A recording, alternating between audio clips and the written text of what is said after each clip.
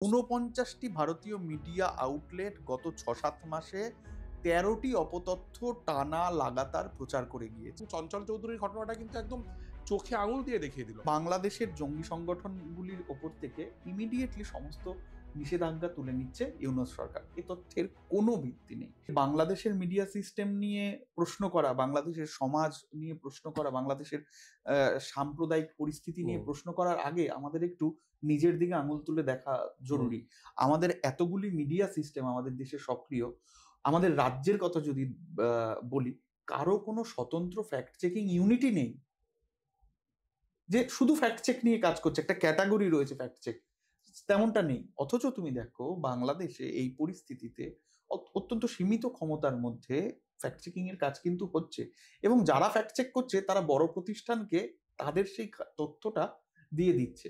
যেমন আমি রিউমার স্ক্যানারের কথা বলবো। রিউমার স্ক্যানার তুলে ধরেছে যে 5ই আগস্ট থেকে আজ পর্যন্ত বাংলাদেশ নিয়ে কি কি ভুল খবর হয়েছে।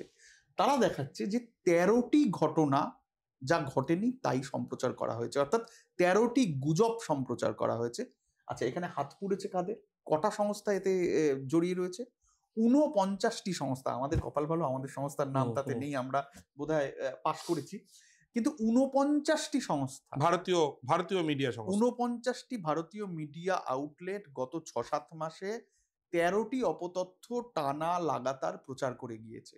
সম্প্রতি বাংলাদেশে প্রকাশিত একটি প্রতিবেদনে দেখানো হচ্ছে যে 12ই আগস্ট থেকে 5ই ডিসেম্বর মোট 13টি ভুল খবর বা গুজব ভারতীয় মিডিয়ায়, ভারতের প্রাতিষ্ঠানিক মিডিয়া ছড়িয়েছে। এর মধ্যে 5টি গুজব ছড়ানো হয়েছে রিপাবলিকের তরফ থেকে, রিপাবলিক বাংলার তরফ থেকে। এর সঙ্গে এরা যে দাবিগুলো করছে, যে সংস্থাগুলির নাম নিচ্ছে, যেমন রয়েছে হিন্দুস্তান টাইমস, রয়েছে জি নিউজ, রয়েছে লাইভ মিন্ট, এরা অন্তত 3টি করে ভুল খবর এরা ছড়িয়েছে।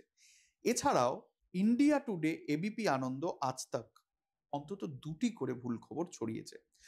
সব মিলে যে গণমাধ্যমগুলির কথা বলছিলাম, সেই তালিকায় কাদের নাম আছে?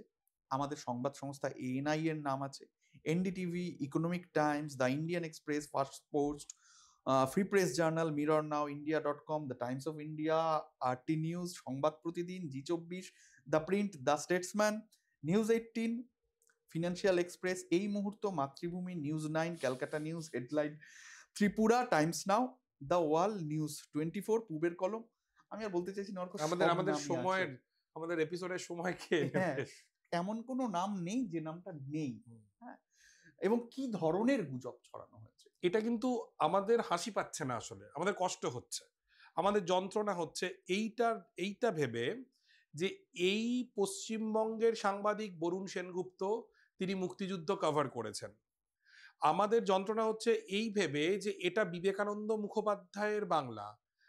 এই ধরনের সাংবাদিকতার আমরা আমরা দেখেছি, আমরা আমরা সেই গাছগুলোর ছায়ায় বড় হয়েছি। এখন আমরা দেখছি যখন ভারতের একটা ফার রাইট সরকার ক্ষমতায় রয়েছে এবং এরকম লাগাতার মিথ্যে কথা তারা প্রচার করে যাচ্ছেন, এবং চঞ্চল চৌধুরীর ঘটনাটা কিন্তু একদম চোখে আঙুল দিয়ে দেখিয়ে দিল। এর আরেকটা বিপদ আছে, এটা আমি বলতে চাই। দেখুন, বাংলাদেশে হিন্দুদের ওপর নির্যাতন হচ্ছে না এমনটা কিন্তু নয়, হচ্ছে। অন্তর্বর্তীকালীন সরকার তারা নিজেরাই বলেছে যে 5ই আগস্টের পর থেকে এখনো পর্যন্ত 88টা সাম্প্রদায়িক সহিংসতার ঘটনা ঘটেছে এবং সেখানে 70 জন তারা গ্রেফতার হয়েছেন, এবং তারা বলছেন যে এই গ্রেফতারি তারা আরো বাড়াতে তৎপর। আর তারা ব্যবস্থা নেবেন। এবারে নেবেন কি নেবেন না সেটা তাদের ব্যাপার, আমরা মানে ক্লিন চিট দিতে পারি না, কিন্তু তারা এটা বলছেন। কিন্তু প্রবলেমটা কি জানেন? যখন আমরা ভারতীয় মিডিয়ায় একটার পর একটা ফেক নিউজ দেখছি, তখন আসলে বাংলাদেশের যে হিন্দুরা আক্রান্ত হচ্ছেন তাদের অবস্থাটা আরো ভালনারেবল হয়ে যাচ্ছে, তারা আরো সমস্যার মধ্যে পড়ছেন। অর্ক, কালকে আমি ট্রেনে অভিজ্ঞতা, সেখানে মানুষ যে খবরগুলির কথা বলে নিজেদের মধ্যে মতামত তৈরি করছেন এবং বিভিন্নভাবে বাংলাদেশকে দাগিয়ে দিচ্ছেন ইসলামিক রাষ্ট্র হিসেবে, সেই সবকটা তথ্যের বেসাতি আসলে মিথ্যে। কোনোটাই তথ্য না, সবকটাই গুজব। এবং ওই উন্মত্ত জনতাকে তুমি বোঝাতে পারবে না যে এটা তথ্য নয়।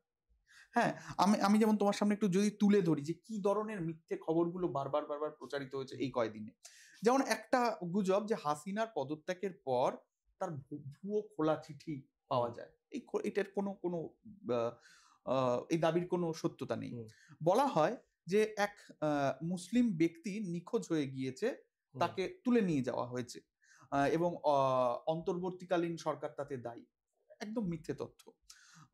বলা হয় যে মোহাম্মদ ইউনিস হাসপাতালে ভর্তি। হ্যাঁ, হুম? এ তথ্যের কোনো সত্যতা নেই। এমনকি মোহাম্মদ ইউনূসের ছবি বলে একটা অন্য মানুষের ছবি দিয়ে হুম, দেওয়া হয়। আচ্ছা, বলা হয় যে বাংলাদেশের জঙ্গি সংগঠনগুলির ওপর থেকে ইমিডিয়েটলি সমস্ত নিষেধাজ্ঞা তুলে নিচ্ছে ইউনূস সরকার। এ তথ্যের কোনো ভিত্তি নেই। বলা হয় আ ট্রাম্প বিজয়ের পর মোহাম্মদ ইউনূস ফ্রান্সে পালিয়ে গিয়েছেন। এ তথ্যেরও কোনো বেসাতি নেই। আরেকটি তথ্য আমার অবশ্যই এখান থেকে বলা উচিত যে, বলা হয় যে পাকিস্তানের থেকে জাহাজে চট্টগ্রামে অস্ত্র আসছে। এই তথ্যের কোনো মানেই নেই। ওটা একটা বাণিজ্যিক জাহাজ পাকিস্তান থেকে চট্টগ্রামে এসেছিল, আসলে একটা চৈনিক হুম, জাহাজ। এছাড়া আমরা মনে রাখবো অর্ক, প্রতিমা বিসর্জনের একটি হুম, একটি ছবি দেখিয়ে বলা হয় যে বাংলাদেশে কালী মূর্তি ভাঙা হুম, হচ্ছে।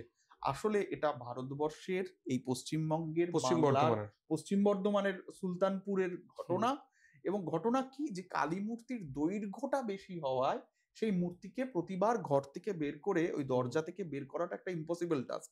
তাই মূর্তিটা প্রতিবার ভাঙা হয়, ১২ বছর অন্তর অন্তর ওই মূর্তিটাকে বিসর্জনের ব্যবস্থা করা হয়। আরেকটা আমার মনে হয় যে রমেন রায়, হুম, এই ঘটনাটা কিন্তু আমাদের বলা উচিত। বলা হয় যে উনি নাকি চিন্ময় কৃষ্ণ দাসের আইনজীবী এবং মেরে আইসিইউতে ঢুকিয়ে এবং দেওয়া তাকে হয়েছে। আইসিইউতে ঢুকিয়ে দেওয়া হয়েছে। যেমন আরেকটা তথ্য বলা হয় যে শ্যামলী পরিবহনের বাসে ভাঙচুর করা হুম, হয়েছে। এই তথ্যগুলোর কোনো কোনো অ ভিত্তি নেই এবং আমি কালকেও দেখেছি ওই রমেন রায়েরকে নিয়ে কালকেও প্রচার করছে তামাম মিডিয়া। বক্তব্য হলো হাসপাতালে চিকিৎসাধীন যে ব্যক্তি, সে ব্যক্তি আদৌ চিন্ময় কৃষ্ণ দাসের আইনজীবী নয়। ফলে লাগাতারভাবে বিশ্বাসকে খবর বলে চালিয়ে দেওয়া হচ্ছে, ধারণাকে তথ্য বলে চালিয়ে দেওয়া হচ্ছে এবং আমার মনে হয় এটা সবসময় যে খুব ভেবেচিন্তে করা হচ্ছে তাও কিন্তু নয়। যে খুব একটা অপারেশন প্ল্যান ওপর থেকে নির্দেশ দেওয়া হয়েছে এমন নয়। প্রত্যেকে যে যার ব্যক্তিগত বিশ্বাসটাকে চালিয়ে দিচ্ছে এবং না, দেখা এটা যাচ্ছে না, সেটা থেকে আমি সাংবাদিক হিসেবে নয় শুধু, আমি তো একজন ভোক্তা। আমি তো একজন ভোক্তা না, আমি একজন সাবস্ক্রাইবার, বা আমি ইন্টারনেট খরচ করে দেখছি বা পয়সা দিয়ে খবরের কাগজটা কিনছি। ইন্ডিয়ান মিডিয়া তো আসলে আমাকে ঠকাচ্ছে। আমাকে সে মিথ্যে খবর বলছে, মিথ্যে খবর দেখতে বাধ্য করছে। সে আমাকে উত্তেজিত করে তোলবার জন্য আমার আবেগকে ব্যবহার করতে চাইছে। এগুলো প্লিজ বন্ধ হওয়া উচিত। প্লিজ বন্ধ করুন। এগুলো খুব খারাপ। এবং চঞ্চল চৌধুরীর ঘটনাটায় ইন্ডিয়ান মিডিয়া কার্যত নিজের ফেলা থুতু নিজে চাটতে বাধ্য হলো। অন্যগুলোর ক্ষেত্রে আমরা দেখছি যে কোনো ভুল স্বীকার নেই, ক্ষমা চাওয়া নেই, কিচ্ছুটি নেই।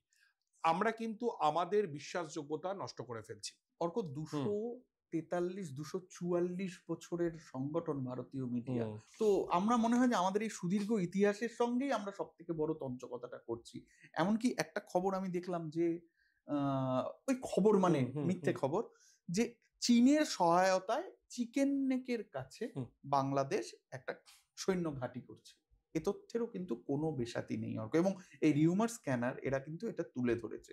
ফলে ভারতীয় মিডিয়া এই কয়দিনে নিজের ক্রেডিবিলিটি নষ্ট করলো পুরোপুরি এবং সবথেকে বড় কথা মানুষের মনে ভয়ঙ্করভাবে ঘৃণার বিষ ভারতীয় মিডিয়া ইনজেক্ট এবং করলো। আমরা ঠিক সেই কাজটাই করছি যেটা রবিশ বলেছেন, যে কিছু কিছু যুদ্ধ লড়তে হয় যেটা হয়তো জেতার মতো নয়, ঠিক কিন্তু তবু লড়তে হয় কারণ কেউ একজন ছিল যারা লড়েছিল বলে। এই এই এই এই লড়াইটা আমি এবং অর্ক এবং আমাদের মতো আরো অনেকে আমরা লড়তে চাইছি, যে আমরাও ভারতের অংশ, কিন্তু আমরা ঘৃণায় বিশ্বাস করি না। অনেকে প্রশ্ন করছেন যে 4 দিনে কলকাতা দখল হয়ে যাবে, এই ধরনের কথা বলে ঢাকায় মিছিল হয়েছে। হাস্যকর কাজ, উন্মাদের কাজ, প্রলাপ প্রলাপ, ওগুলো প্রলাপ। কিন্তু একই সঙ্গে আমরা একবার কি ভেবে দেখবো না, একটা প্রথম সারির নিউজ চ্যানেলে একজন অ্যাঙ্কার, তিনি নানা রকম অঙ্গভঙ্গি করে চট্টগ্রাম ভারতের সঙ্গে নিয়ে আসা উচিত, চট্টগ্রাম দখল করে নেওয়া উচিত, এই ধরনের কথা তিনি বলছেন। কলকাতার রাস্তায় মিছিল হচ্ছে কুমিল্লা দখল করে নেওয়া হবে বলে। আমরা যেমন বাংলাদেশের যে অর্বাচীন লোকজনের কাজকর্মের চরম নিন্দা করছি, একই সঙ্গে একজন ভারতীয় হিসেবে আমার শুভেন্দু অধিকারীর কথাবার্তা অত্যন্ত প্রবলেমেটিক বলে মনে হচ্ছে। কেন আমরা এই ধরনের হাওয়া বেলুনে আসলে গ্যাস দিয়ে যাব, বা এই ধরনের, এই বেলুন তো ফুটো হবেই।